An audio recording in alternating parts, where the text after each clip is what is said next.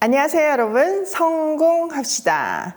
우리는 지금 히브리서로 은혜를 받고 있는데요. 그리스도가 누구신지, 우리는 어떤 존재인지에 대해서 다시 한번 생각해 보는 시간이 되는 것 같아서 우리에게 큰 은혜가 되는 것 같아요. 자, 어제 본문에서는요, 모세와 그리스도를 비교했어요. 지금 이 편지를 받아든 유대 그리스도인들은 로마 제국의 어떤 외적인 압력이 있었고 유대교로 다시 돌아오라는 강한 압력이 있는 가운데, 그래서 그들은요 떠내려갈 위기 가운데 있었죠. 당시 유대인 그리스도인들에게 모세는 비교할 수 없는 대단한 존재였어요. 그러니까 그 모세, 그들의 신앙의 눈높이에서 모세를 택했고, 그리고 그리스도를 비교하면서 왜 그리스도를 붙들어야 하는지에 대해서 설명을 했던 거죠. 어제 본문이 지도자들을 비교했다면 오늘 본문은요, 그 지도자들을 따르고 있는 백성들에 대해서 말하고 있어요. 순종에 실패했던 광야의 이스라엘 백성들을 예를 들면서 당신들은 이렇게 넘어지면 안 됩니다 라고 강하게 호소하고 있죠. 자, 내용으로 한번 들어가 보도록 할게요. 7절. 그러므로 성령이 이르신 바와 같이 오늘 너희가 그의 음성을 듣거든 광야에서 시험하던 날에 거역하였던 것과 같이 너희 마음을 완고하게 하지 말라. 거기서 너희 열조가 나를 시험하여 증험하고 40년 동안 나의 행사를 보았느니라. 그러므로 내가 이 세대에게 노하여 이르기를 그들이 항상 마음이 미혹되어 내 길을 알지 못하는도다 하였고, 내가 노하여 맹세한 바와 같이 그들은 내 안식에 들어오지 못하리라 하였느니라. 자, 시편 95편을 인용하고 있어요. 시편 95편은 1세기 해당 예배에서 안식일마다 정기적으로 사용했으므로 영원한 안식을 설명하기에는 굉장히 좋은 교육 교재였죠. 시편 95편은 예배와 충성을 연결하고 있어요. 그러니까 이들에게 조상들이 감사함으로 그 앞에, 주님 앞에 나아갔던 것처럼 택함이 입은 당신들도 그 동일한 순종으로 나아가야 한다고 강조하고 있어요. 그리고 이 시편을 소개하면서 맨 처음 그러므로 성령이 이르신 바라고 말하고 있죠.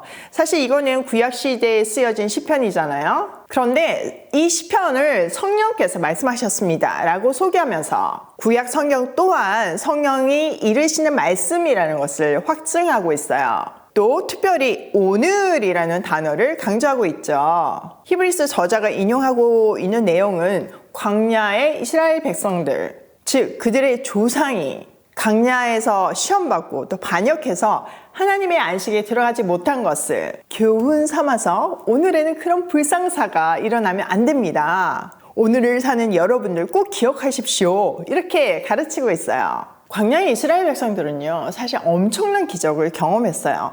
애굽에서 10가지 재앙을 통해서 기적을 경험했죠. 또 유월절을 통해서 자기들을 구원해 주시는 하나님을 목격했어요. 그리고 바로 홍해가 갈라지는 놀라운 기적도 경험했죠. 그뿐 아니라 40년 동안 매일 만나를 먹는 기적도 경험했고, 불기둥, 구름기둥으로 매일 인도함을 받는 그런 경험도 했어요. 그럼에도 불구하고 그들의 마음은 늘 흔들렸고 하나님을 불신했어요.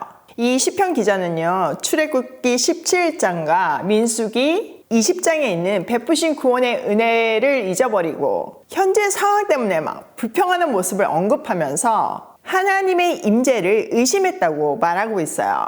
이 반역의 장소들에 붙여진 이름이 격분, 다툼이잖아요. 그런 그들에 대한 하나님의 평가가 바로 10절이에요. 그들이 항상 마음이 미혹되어 내 길을 알지 못하는도다. 40년 동안 기적을 경험하고도 하나님을 알지 못했다는 뜻이에요. 그 결과 그들은 하나님의 안식에 들어가지 못했죠. 자, 12절. 형제들아, 너희는 삼가 혹 너희 중에 누가 믿지 아니하는 악한 마음을 품고 살아계신 하나님에게서 떨어질까 조심할 것이요, 오직 오늘이라 이끄는 동안에 매일 피차 권면하며 너희 중에 누구든지 죄의 유혹으로 완고하게 되지 않도록 하라.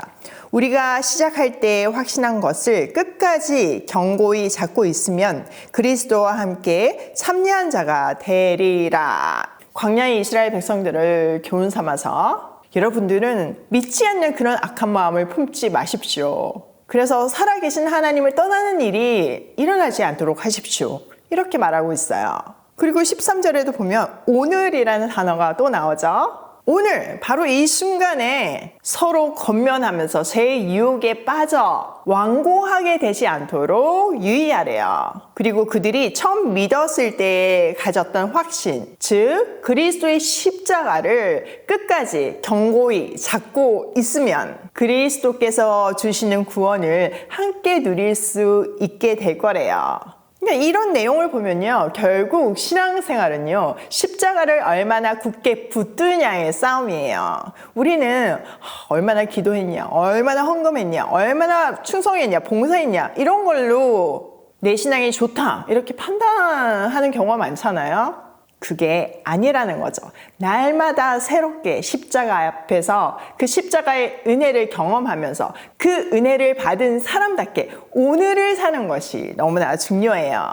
자, 15절 성경에 일렀으되 오늘 너희가 그의 음성을 듣거든 경노하시게 하던 것 같이 너희 마음을 완고하게 하지 말라 하였으니 듣고 경노하게 하던 자가 누구냐? 모세를 따라 애굽에서 나온 모든 사람이 아니냐?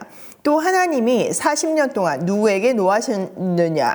그들의 시체가 광야에 엎드려진 범죄한 자들에게가 아니냐?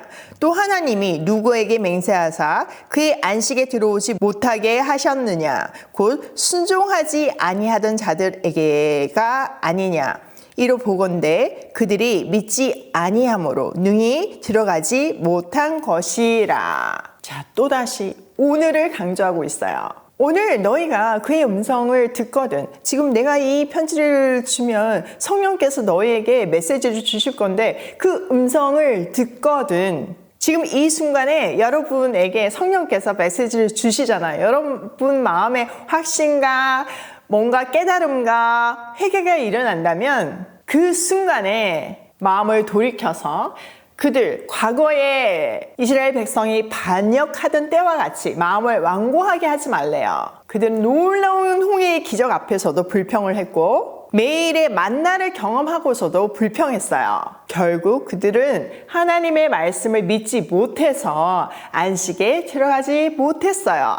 그들을 보면서 1세기에 오늘을 살던 유대인 그리스도인들과 또 2022년 11월을 사는 우리도 결단을 해야 한다는 거죠. 그리스도가 누구신지를 분명하게 알고 그분을 끝까지 붙잡고 안식에 들어가야 하는 거예요. 여러분, 하나님의 시간은요, 우리의 시간과 너무나 달라요. 우리가 인생을 돌이켜보면 그때 내 기도를 들어줬으면 안 되는 막 머리가 삐쭉 서는 그런 순간들이 있잖아요. 우리는 한시적으로 요만큼밖에 모르지만 영원에서 영원에 사시는 창조주이신 하나님께서는 그 전체 속에서 이 순간에 베스트 길을 주시는 거예요. 그러니까 우리에게 중요한 거는 하나님의 시각으로 이 세상을 보고 하나님의 마음으로 내 인생을 해석하고 사명을 감당하는 삶을 살아야 하는 거죠. 그렇게 하려면 어떻게 해야 한다고요? 네, 하나님을 제대로 알아야 돼요. 말씀 공부밖에 없어요. 하나님을 제대로 알면 우리는 그분이 누구신지를 알기 때문에 그분을 끝까지 붙잡으면 어떤 일이 일어나는지를 알기 때문에 끝까지 붙잡고 인내할 수 있어요. 그리고 영원한 안식에 들어갈 수 있죠.